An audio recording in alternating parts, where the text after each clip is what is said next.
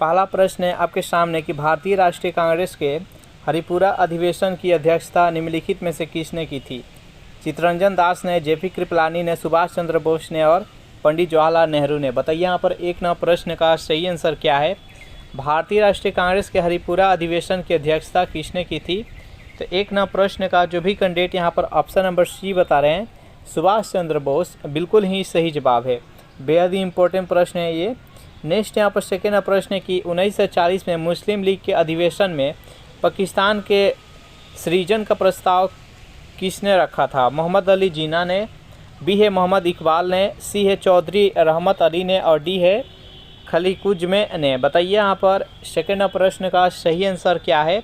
तो जो भी कैंडिडेट यहाँ पर ऑप्शन नंबर डी के साथ जा रहे हैं, खलीकुज्मे, बिल्कुल ही सही जवाब है। चलिए नेक्स्ट यहाँ पर 3 प्रश्न है आपके सामने। बेहद इंपॉर्टेंट प्रश्न है कि कैबिनेट मिशन योजना के अंतर्गत संविधान निर्मात्री परिषद में प्रत्येक प्रांत को आवंटित सदस्य संख्या निर्धारित करने के लिए एक प्रतिनिधि कितनी जनसंख्या के अनुपात में था? 8 लाख व्यक्ति, 10 लाख व्यक्ति, 11 लाख व्यक्ति और 12 लाख व्यक्ति। बताइए यहाँ पर 3 प्रश्न का सही आंसर क्या है? तो जो भी कैंडिडेट यहाँ पर ऑप्शन नंबर बी के साथ जा रहे हैं, 10 लाख व्यक्ति, बिल्कुल ही सही जवाब है। 10 लाख व्यक्ति पर एक सीट आवंटित किया गया। नेक्स्ट यहाँ पर 4 प्रश्न है आपके सामने कि भारतीय राष्ट्रवाद ब्रिटिश राज का शिशु है, यह कथन किसका है? बिपिन चंद्र पाल का, आर कोपलैंड का, आर.सी. मजूमदार का और डी है पी.ई. रॉबर्ट्स का। बताइए यहाँ पर 4 प्रश्न का सही आंसर क्या है? भारतीय राष्ट्रवाद ब्रिटिश राज का शिशु है, यह कथन किसका था? तो 4 प्रश्न का जो भी कैंडिडेट ऑप्शन नंबर बी बता रहे हैं, आर कोपलैंड, बिल्कुल ही सही जवाब है। नेक्स्ट यहाँ पर 5 प्रश्न है कि वर्ण व्यवस्था जाति व्यवस्था में कब परिणत हो गई? पूर्व वैदिक काल में, गुप्त काल में। बताइए यहाँ पर 5 प्रश्न का सही आंसर क्या है? ऑप्शन नंबर सी है उत्तर वैदिक काल में और डी है मौर्य काल में। तो जो भी कैंडिडेट यहाँ पर ऑप्शन नंबर सी के साथ जा रहे हैं, उत्तर वैदिक काल, बिल्कुल ही सही जवाब है। नेक्स्ट यहाँ पर 6 प्रश्न है कि बुद्ध के अनुसार निम्नलिखित में से किससे निर्वाण की प्राप्ति होती है? चारों ऑप्शन देख लीजिए और बताइए यहाँ पर 6 प्रश्न का सही आंसर क्या है? तो जो भी कैंडिडेट यहाँ पर ऑप्शन नंबर बी बता रहे हैं, अष्टांगिक मार्ग का अनुसरण, बिल्कुल ही सही जवाब। बेहद इंपॉर्टेंट प्रश्न है। नेक्स्ट यहाँ पर 7 प्रश्न कि महाभारत में सर्वप्रथम भागवत धर्म का उल्लेख किस पर्व में किया गया? उद्योग पर्व में, वन पर्व में, भीष्म पर्व में और युद्ध पर्व में। बताइए यहाँ पर 7 प्रश्न का सही आंसर क्या है? जो भी कैंडिडेट यहाँ पर ऑप्शन नंबर सी के साथ जा रहे हैं, भीष्म पर्व, बिल्कुल ही सही जवाब है। नेक्स्ट यहाँ पर इसमें हम बात करने वाले हैं BRO ड्राइवर भर्ती परीक्षा 2025, जिसके लिए बेस्ट बुक यहाँ पर चक्षु पब्लिकेशन के आ चुका है। और इस बुक का खासियत है, इसमें 800 महत्वपूर्ण बहुविकल्पीय प्रश्न है और इसमें प्रत्येक सब्जेक्ट का अलग अलग यहाँ पर दिया हुआ है। जैसे यहाँ पर देख सकते हैं, ये सब्जेक्ट लिस्ट है, विषय सूची देख सकते हैं। प्रत्येक सब्जेक्ट के लिए यहाँ पर डिटेल्स में बताया गया है। उसके साथ ही जो आप लोग का ट्रेड टेस्ट यानी ड्राइविंग कौशल का टेस्ट होगा, उसके लिए भी इस बुक में बताया गया है। यहाँ पर देख सकते हैं, तो ये बेहतरीन बुक है और इस बुक के परचेज करने के लिए इसी वीडियो के नीचे डिस्क्रिप्शन में लिंक मिल जाएगा, वहाँ से आप परचेज कर सकते हैं। चलिए नेक्स्ट क्वेश्चन देखते हैं। 8 प्रश्न है कि प्राचीन श्रावस्ती का नगर विन्यास किस आकृति था? वृत्ताकार, अर्धचंद्राकार, त्रिभुजाकार और आयताकार। बताइए यहाँ पर 8 प्रश्न का सही आंसर क्या है? प्राचीन जो श्रावस्ती नगर था उसका आकृति कैसा था? तो जो भी कैंडिडेट यहाँ पर ऑप्शन नंबर बी के साथ जा रहे हैं, अर्धचंद्राकार, बिल्कुल ही सही जवाब है।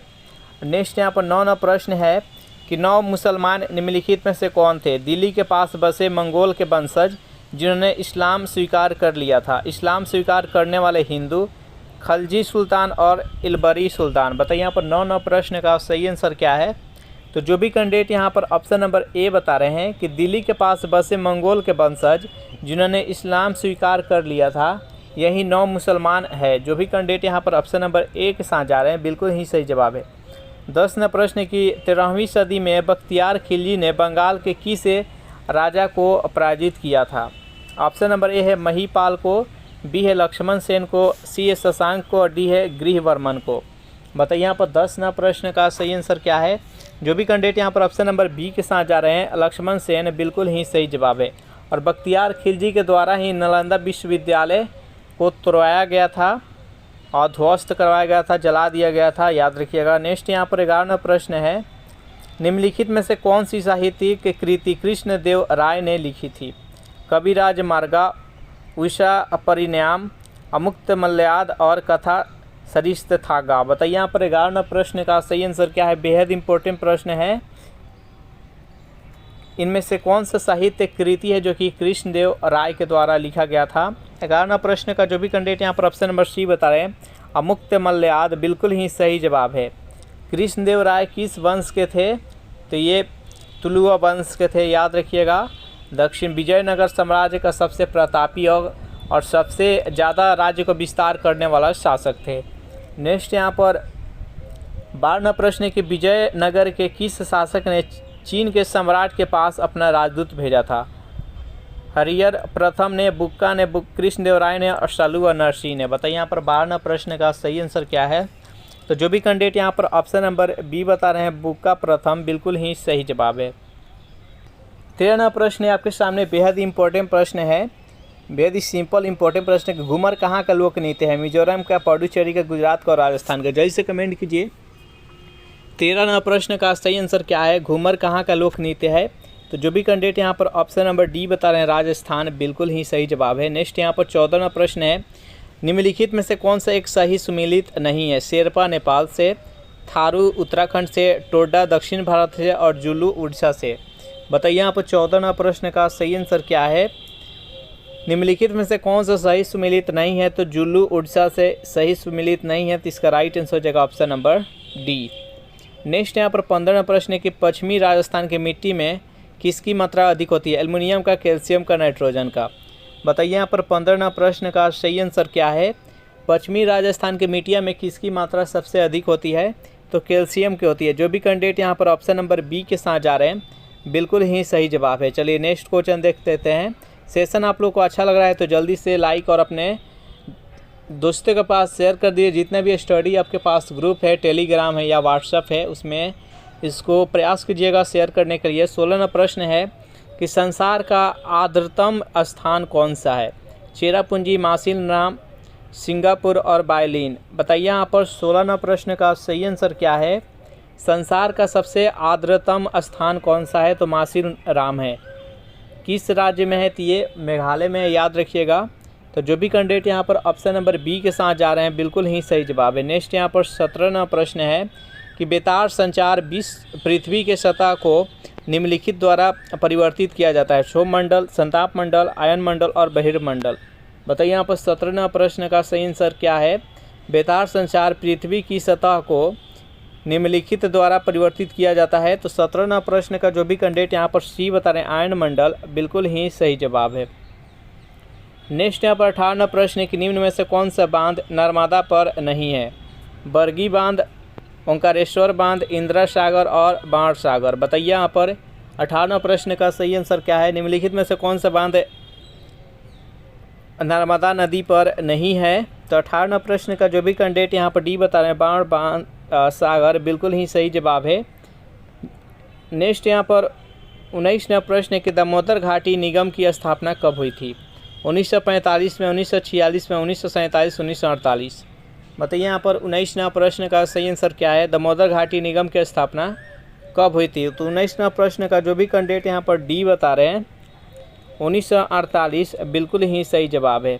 चलिए नेक्स्ट यहाँ पर 20वां प्रश्न बेहद इंपॉर्टेंट प्रश्न है कि संसार का सर्वाधिक जनसंख्या घनत्व वाला मरुस्थल कौन सा है। सहारा, गोभी, थार और कालाहारी। बताइए यहाँ पर 20वां प्रश्न का सही आंसर क्या है। संसार का सर्वाधिक जनसंख्या घनत्व वाला मरुस्थल कौन सा है।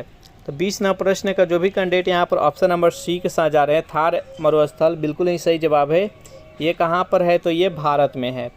नेक्स्ट यहाँ पर 21वां प्रश्न है कि निम्नलिखित फसलों में से किसे हरित क्रांति का सर्वाधिक लाभ उत्पादन और उत्पादकता दोनों में हुआ।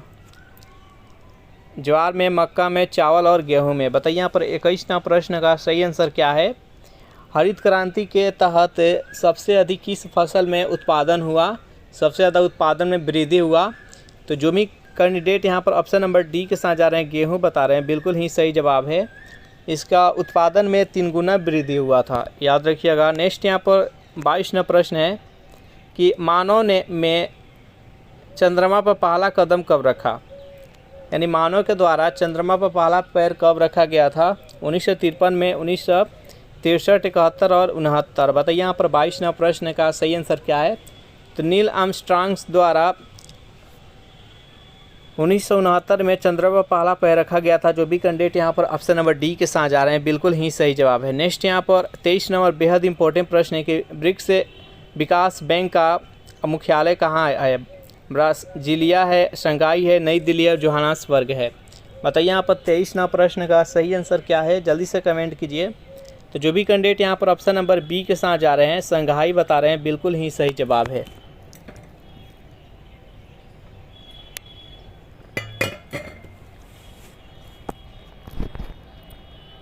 नेक्स्ट यहाँ पर 24वां प्रश्न है कि दादा भाई नौरोजी ने 1867 से 1868 में भारत का प्रति व्यक्ति आय कितना बताया था।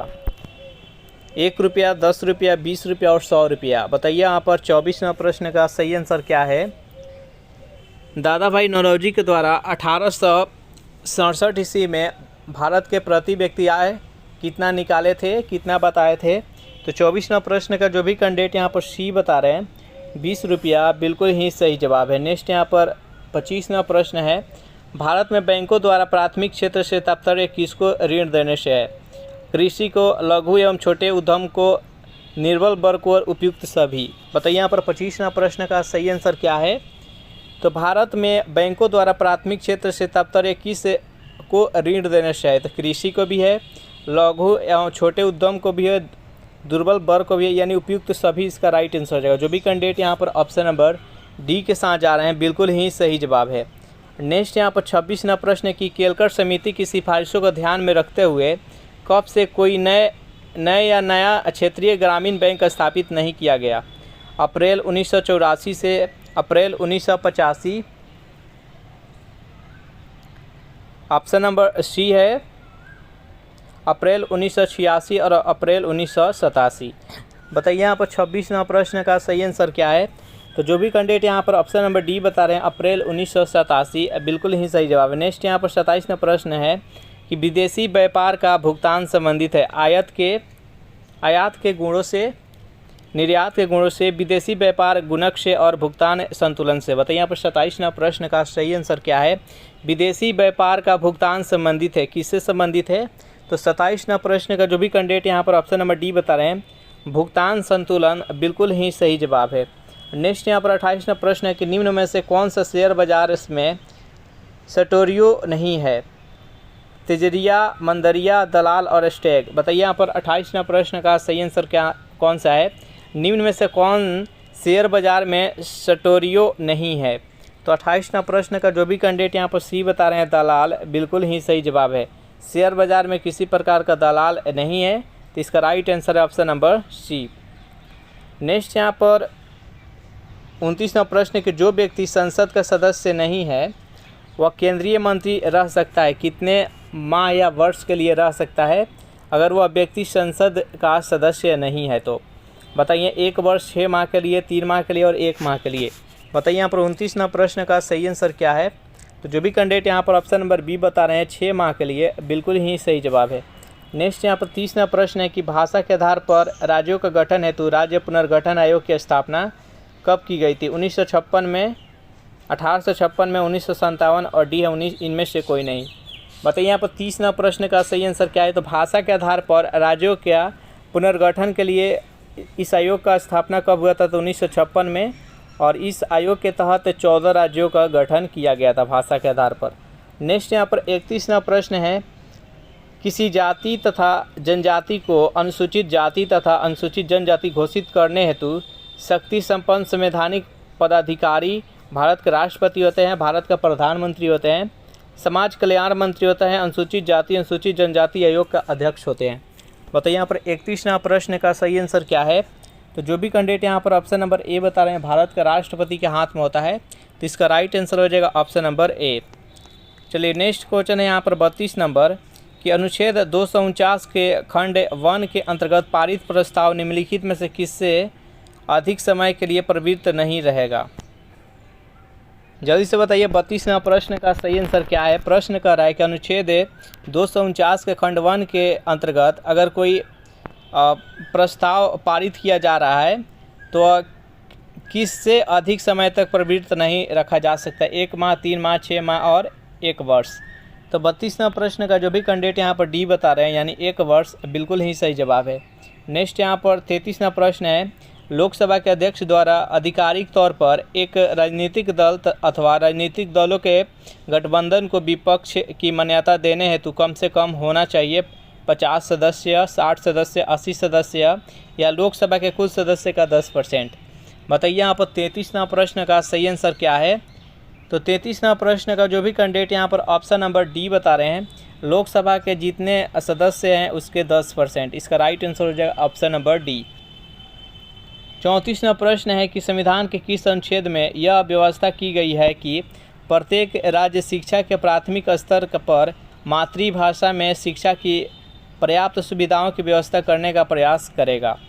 चारों ऑप्शन देख लीजिए और बताइए यहाँ पर 34वां प्रश्न का सही आंसर क्या है। तो 34वां प्रश्न का जो भी कैंडिडेट यहाँ पर ऑप्शन नंबर सी बता रहे हैं, अनुच्छेद 350 के का बिल्कुल ही सही जवाब है। नेक्स्ट यहाँ पर 35वां प्रश्न है कि 1 ग्राम ईंधन के जलने से मुक्त ऊर्जा को क्या कहा जाता है। चारों ऑप्शन देख लीजिए और बताइए यहाँ पर 35वां प्रश्न का सही आंसर क्या है। 1 ग्राम ईंधन के जलने से जो मुक्त ऊष्मा होता है उसको क्या कहा जाता है।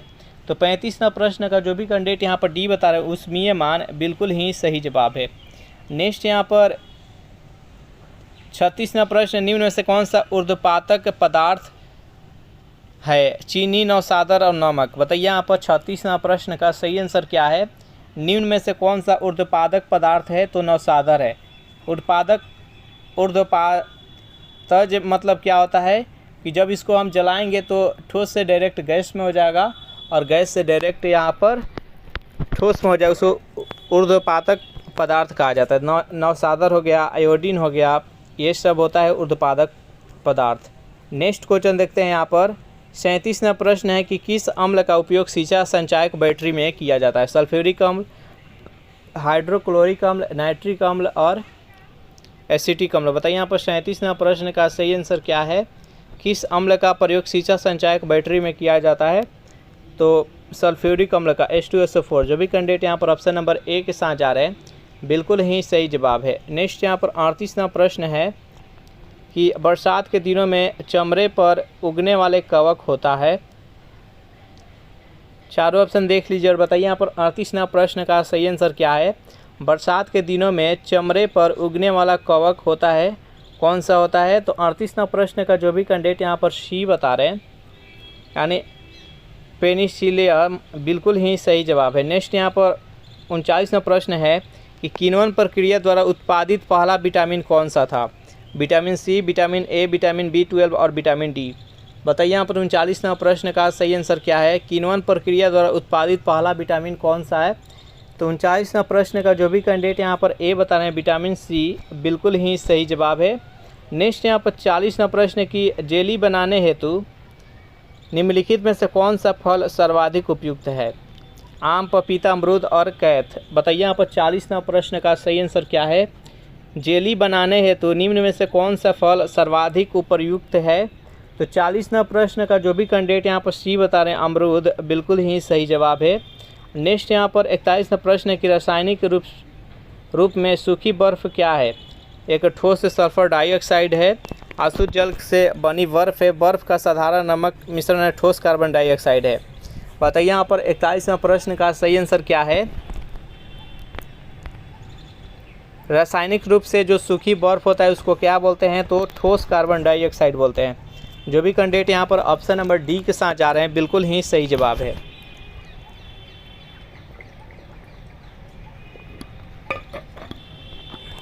बयालीसवां प्रश्न है कि दांतों पर जमी परतें बनी रहती है केवल भोजन के कणों से, भोजन के कण और थूक से, भोजन के कण, थूक और मुख अम्लों से और भोजन के कण, थूक, मुख अम्ल और बैक्टीरिया से। बताइए यहाँ पर 42वां प्रश्न का सही आंसर क्या है। तो इसका राइट आंसर हो जाएगा ऑप्शन नंबर डी, भोजन के कण, थूक के मुख्य अम्ल और बैक्टीरिया ये सभी से बना रहता है। क्या बना रहता है? तो दांतों पर जमी परतें। इसका राइट आंसर हो जाएगा ऑप्शन नंबर डी। नेक्स्ट यहाँ पर 43वां प्रश्न है आपके सामने कि स्वर्णकारों द्वारा प्रयोग में आने वाला एक्वारेजिया निम्न में से मिलकर बनाया जाता है। यानी जो सुनार होता है उसके पास एक्वारेजिया होता है, तो जो एक्वारेजिया बनाया जाता है किसके किसके मिलाकर बनाया जाता है? नाइट्रिक अम्ल और सल्फ्यूरिक अम्ल को, नाइट्रिक अम्ल, हाइड्रोक्लोरिक अम्ल, सल्फ्यूरिक अम्ल, हाइड्रोक्लोरिक अम्ल, सिट्रिक अम्ल और बेंजोइक अम्ल। मतलब यहाँ पर 43वां प्रश्न का सही आंसर क्या है? तो जो एक्वारेजिया होता है नाइट्रिक अम्ल तथा हाइड्रोक्लोरिक अम्ल का मिक्स रहता है, तो इसका राइट आंसर है ऑप्शन नंबर बी। नेक्स्ट यहाँ पर 44वां प्रश्न है कि विद्युत उपकरणों में अर्थ उपयोग होता है खर्च को कम करने के लिए, क्योंकि उपकरण 3 फेज में काम करते हैं, सुरक्षा के लिए और फ्यूज के रूप में। बताइए यहाँ पर 44वां प्रश्न का सही आंसर क्या है? तो जो विद्युत उपकरण होता है उसमें अर्थ यानी अर्थिंग बोलते हैं जिसको पृथ्वी के अंदर लगा रहता है, तो इसका उपयोग क्यों करते हैं? तो सुरक्षा के लिए करते हैं। जो भी कैंडिडेट यहाँ पर ऑप्शन नंबर सी के साथ जा रहे हैं बिल्कुल ही सही जवाब। 45वां प्रश्न आपके सामने बेहद इंपॉर्टेंट प्रश्न है कि रॉकेट किस सिद्धांत पर कार्य करता है? न्यूटन का तृतीय नियम, न्यूटन का प्रथम नियम, न्यूटन का द्वितीय नियम और आर्किमिडीज का सिद्धांत। बताइए यहाँ पर 45वां प्रश्न का सही आंसर क्या है? रॉकेट किस सिद्धांत पर कार्य करता है? जल्दी से कमेंट कीजिए। 45वां प्रश्न का जो भी कैंडिडेट यहाँ पर ऑप्शन नंबर ए बता रहे हैं, रॉकेट जो होता है न्यूटन का तृतीय नियम पर कार्य करता है। इसका right answer option number A. Rocket पीछे की तरफ धक्का देता है और आगे की तरफ बढ़ता है, ये न्यूटन का तृतीय नियम है। इसका राइट आंसर है ऑप्शन नंबर ए। नेक्स्ट यहाँ पर 46वां प्रश्न है कि हाइड्रोजन से भरा रबर का गुब्बारा वायु में ऊपर जाकर फट जाता है, क्योंकि हाइड्रोजन का भार बढ़ जाता है, वायु दाब बढ़ जाता है, हाइड्रोजन का दाब घट जाता है, वायु दाब घट जाता है। बताइए यहाँ पर 46वां प्रश्न का सही आंसर क्या है? तो 46वां प्रश्न का जो भी कैंडिडेट यहाँ पर ऑप्शन नंबर डी बता रहे हैं, वायु दाब ऊपर जाने पर घट जाता है। इसका राइट आंसर है ऑप्शन नंबर डी। नेक्स्ट यहाँ पर 47वां प्रश्न है कि किस राज्य को पहले नेफा के रूप में जाना जाता था? नागालैंड को, मणिपुर को और अरुणाचल प्रदेश को। बताइए यहाँ पर 47वां प्रश्न का सही आंसर क्या है? निम्न में से किस राज्य को पहले नेफा के नाम से जाना जाता था? तो जो भी कैंडिडेट यहाँ पर ऑप्शन नंबर सी बताएं, अरुणाचल प्रदेश, बिल्कुल ही सही जवाब है। नेक्स्ट क्वेश्चन है आपके सामने 48वां प्रश्न है, लुफ्थहांसा किस देश की विमान सेवा है? जापान का, जर्मनी का, फ्रांस का और इटली का। बताइए यहाँ पर 48वां प्रश्न का सही आंसर क्या है? लुफ्थहांसा किस देश की विमान सेवा है? जो भी कैंडिडेट ऑप्शन नंबर बी बता रहे हैं, जर्मनी, बिल्कुल ही सही जवाब है। नेक्स्ट यहाँ पर 49वां प्रश्न है कि मैला आंचल किसकी उत्कृष्ट रचना है? महादेवी वर्मा का, सुभाषद्रा कुमारी चौहान का, आचार्य प्रसाद द्विवेदी का और फणीश्वरनाथ रेणु का। बताइए यहाँ पर 49वां प्रश्न का सही आंसर क्या है? मैला आंचल किसकी उत्कृष्ट रचना है? तो 49वां प्रश्न का जो भी कैंडिडेट यहाँ पर डी बता रहे हैं, फणीश्वरनाथ रेणु, बिल्कुल ही सही जवाब है। चलिए नेक्स्ट यहाँ पर 50वां प्रश्न देख लेते हैं, किसकी मृत्यु के बाद से शहीद दिवस मनाया जाता है? पंडित जवाहरलाल नेहरू, महात्मा गांधी, लाल बहादुर शास्त्री और इंदिरा गांधी। बताइए यहाँ पर 50वां प्रश्न का सही आंसर क्या है? किसकी मृत्यु के पश्चात शहीद दिवस के रूप में मनाया जाता है? तो 30 जनवरी 1948 ईस्वी को महात्मा गांधी का देहांत हुआ और उन्हीं के देहांत के जिस दिन हुआ उसी के रूप में 30 जनवरी को शहीद दिवस के रूप में मनाया जाता है। तो इस प्रश्न का राइट आंसर है ऑप्शन नंबर बी।